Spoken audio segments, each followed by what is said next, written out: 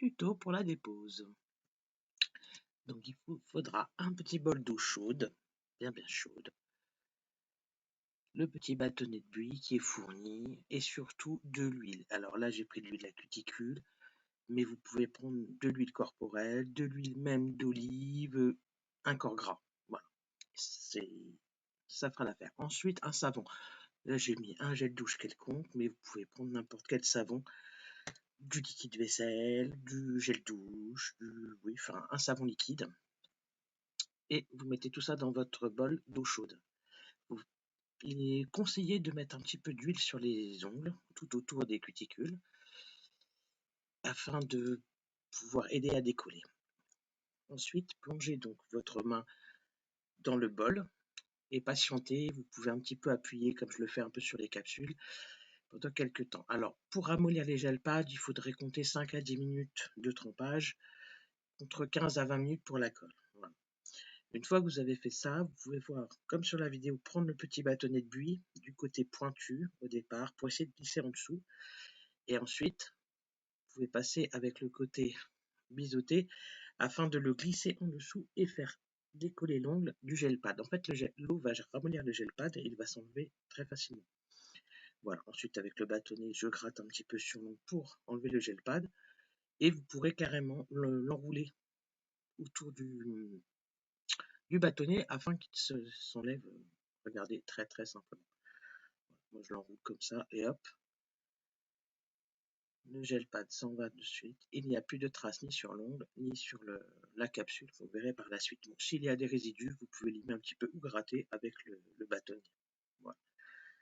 Quand c'est bien ramolli, ça s'en va tout seul en fait. Voilà. On gratte et hop, on enroule le gel pad autour du bâtonnet. Et voilà, on est nickel, prêt pour notre pot. Bon, bien sécher les capsules, bien sécher vos doigts. Et surtout après les ranger dans l'ordre sur votre support afin de pouvoir les reporter facilement, tout en sachant quel doigt, quel ongle ça correspond. Voilà, là je le remets en place sur le 7. Voilà, donc ça c'était les deux doigts qui étaient posés avec le gel pad. Donc maintenant on va voir pour enlever les deux autres doigts qui étaient eux posés à la colle, mais c'est la même chose sauf que ça dure un petit peu plus longtemps. Vous laissez un petit peu tremper un peu plus, mais n'hésitez pas à replonger. Si quand vous commencez à faire basculer un petit peu avec le bâtonnet de buis, vous vous apercevez que ça saute pas, comme là vous voyez ça saute assez facilement.